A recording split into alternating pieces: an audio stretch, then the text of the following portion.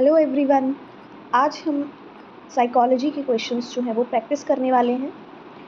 तो हमारा first question है, dysgraphia is learning disability primarily affecting which of the following skill. Options हैं reading comprehension, mathematical reasoning, speech and language development. Fourth option है writing and handwriting. तो जो dysgraphia है वो hand writing को जो है वो अफेक्ट करता है। ये जो डिस्ग्राफिया है वो किसको अफेक्ट कर रहा है? हैंड राइटिंग को। नेक्स्ट क्वेश्चन है, which of the following theory advocates learning through observation. Options है constructivist theory, behaviourist theory, cognitive development theory, social learning theory. तो सोशल लर्निंग थ्योरी जो है वो इसका करेक्ट आंसर होगा। ये थ्योरी जो है वो एल्बर्ट बंडूरा ने दी थी, जिसमें ये कहा गया है कि बच्चे जो हैं वो ऑब्जर्वेशंस के थ्रू, इमिटेशन के थ्रू जो है वो सीखते हैं।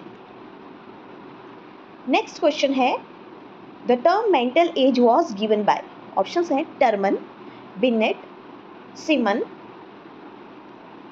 Stern and Gardner. तो इसका करेक्ट जो आंसर है वो है Binet and Simon. Next question है, intellectual life force that energized the id is called life instinct, libido, death instinct, superego। तो इसका आंसर जो होगा वो है libido।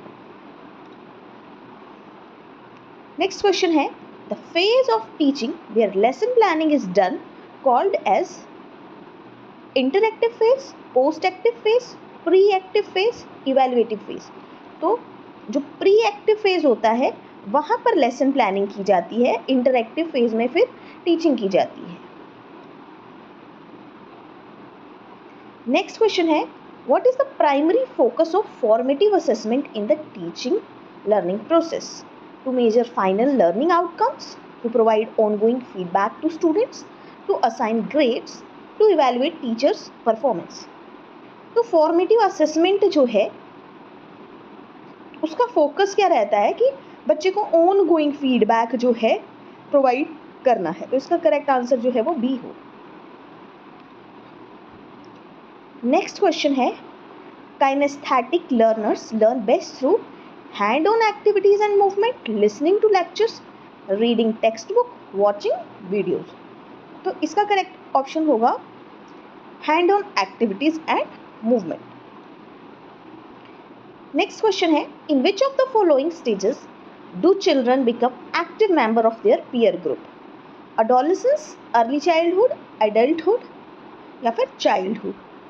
तो इसका जो करेक्ट ऑप्शन है वो है adolescence। नेक्स्ट क्वेश्चन है, which of the following is related to creativity? Convergent thinking, emotional thinking, egoistic thinking, divergent thinking। तो क्रिएटिविटी से जो रिलेटेड है वो है डाइवर्जेंट थिंकिंग। तो डाइवर्जेंट थिंकिंग में क्या होता है, मान लो बच्चे के पास एक क्वेश्चन हमने बच्चे को दिया, तो बच्चे ने उसके बहुत सारे मल्टीपल सॉल्यूशन जो है वो हमें बताए, तो उसको डाइवर्जेंट थिंकिंग कहते हैं। Child centre education involve children sitting in corner, learning in restricted environment, activities that do not include play, hand on activities for kids. तो चाइल्ड सेंटर एजुकेशन में जो है ऐसा तो होगा नहीं कि बच्चे को कॉर्नर में बिठा देंगे और हो गया। लर्निंग जो है एक रेस्ट्रिक्टेड एनवायरनमेंट में कभी भी नहीं होगी। एक्टिविटीज़ का कोई रोल नहीं है, ऐसा तो होता ही नहीं है। जब भी लर्निंग होगी तो उसमें एक्टिविटीज़ का जो है वो रोल रहता है। Hand on activities for kids जो है ये इसका करेक्ट आंसर होगा।